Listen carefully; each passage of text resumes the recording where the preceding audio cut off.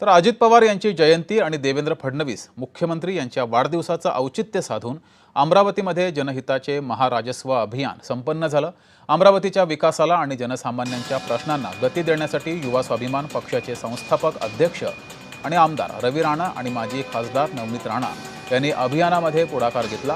महसूल मंत्री चंद्रशेखर बावनकुळे यांच्या उपस्थितीमध्ये सर्वसामान्य जनतेच्या हिताचे प्रश्न तत्काळ मार्गी लावण्याचा निर्धार यावेळेस व्यक्त केला गेला।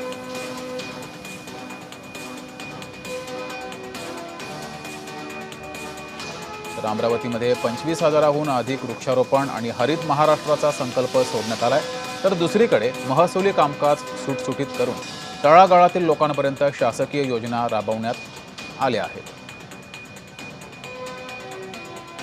मुख्यमंत्री देवेंद्र फडणवीस साहेब यांच्या वाढदिवसानिमित्त आणि स्वर्गीय अजितदादा पवार यांच्या जयंतीनिमित्त महाराजस्व अभियानचं आयोजन केलं आणि या ठिकाणी या संपूर्ण आयोजनाचं उद्घाटन राज्याचे महसूल मंत्री अमरावतीचे पालकमंत्री चंद्रशेखरजी बावनकुळे साहेब यांच्या शुभ हस्ते झालेला आहे। जवळपास 6,800 लाभार्थ्यांना या ठिकाणी पण लाभ दिलेला आहे। 10,000 पेक्षा जास्त लाभार्थ्यांनी या ठिकाणी लाभ येणाऱ्या भविष्यातल्या योजनेच्या सगळ्या फॉर्म भरून घेतलेले आहे आणि 6,800 संपूर्ण लाभार्थ्यांना लाभ देणं हा इतिहास रचलेला आहे।